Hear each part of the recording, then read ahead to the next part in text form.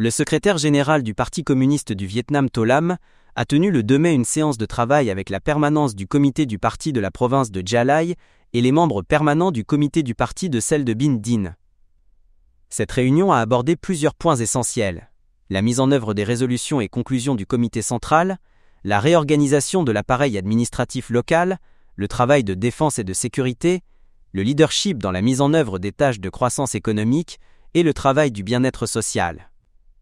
To Lam a souligné que cette fusion aboutira à la création d'une entité administrative et économique puissante, moderne et efficace. Il a appelé les comités du parti, les autorités locales, l'ensemble du système politique ainsi que les cadres des deux provinces à prendre pleinement conscience des enjeux et à exploiter au maximum les similitudes et complémentarités stratégiques entre Gia Lai et Binh Dinh, considérées comme une base essentielle pour établir une vision de développement à long terme après la fusion. Il a rappelé que les deux provinces partageaient un riche patrimoine culturel et historique, notamment comme berceau du mouvement Tay Son, et qu'elles sont marquées par une forte tradition révolutionnaire.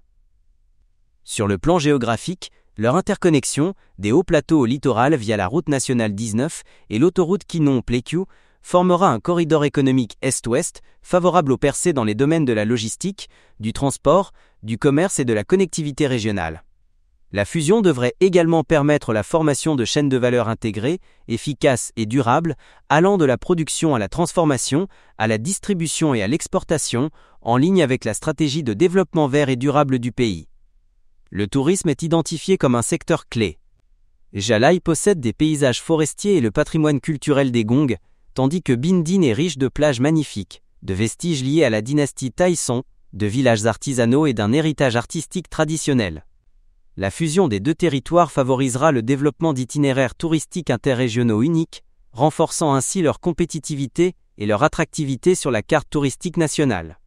Par ailleurs, Gia Lai bénéficie d'une main-d'œuvre jeune, tandis que Binh Dinh dispose d'un système de formation solide, des atouts pour bâtir une administration moderne, performante et résiliente.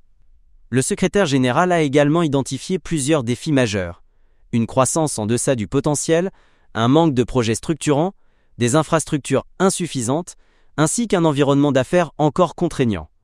Il a souligné que la nouvelle province devra non seulement être plus vaste, mais aussi plus compétitive et intégrée aux chaînes de valeur nationales et mondiales. To Lam a appelé les provinces de Gia Lai et Binh Dinh à conjuguer leurs efforts pour élaborer une vision de développement ambitieuse pour leur future entité fusionnée. Cette vision devra s'appuyer sur des avancées stratégiques en matière de gouvernance, d'infrastructures, de sciences et technologies et de développement des ressources humaines. To Lam a proposé la définition de 3 percées stratégiques majeures: une réforme institutionnelle approfondie, des infrastructures interconnectées pour stimuler le développement rapide et durable, le renforcement du capital humain qualifié. Enfin, il a réaffirmé que la province issue de la fusion de Gia Lai et de Binh Dinh devra affirmer sa maîtrise de son territoire, assurer la stabilité politique, la sécurité et la souveraineté frontalière.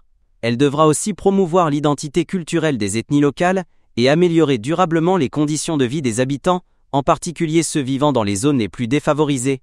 Le prochain congrès du parti de la nouvelle province de Gia Lai devra marquer un tournant décisif, posant les bases d'un nouvel élan de développement pour la région. Chaque cadre, chaque membre du parti, et plus encore les dirigeants, devra faire preuve d'un haut sens des responsabilités et devenir un moteur d'innovation au sein du système politique et dans la société. Le prochain congrès du parti devra être le point de départ d'une nouvelle étape décisive du développement, a-t-il conclu.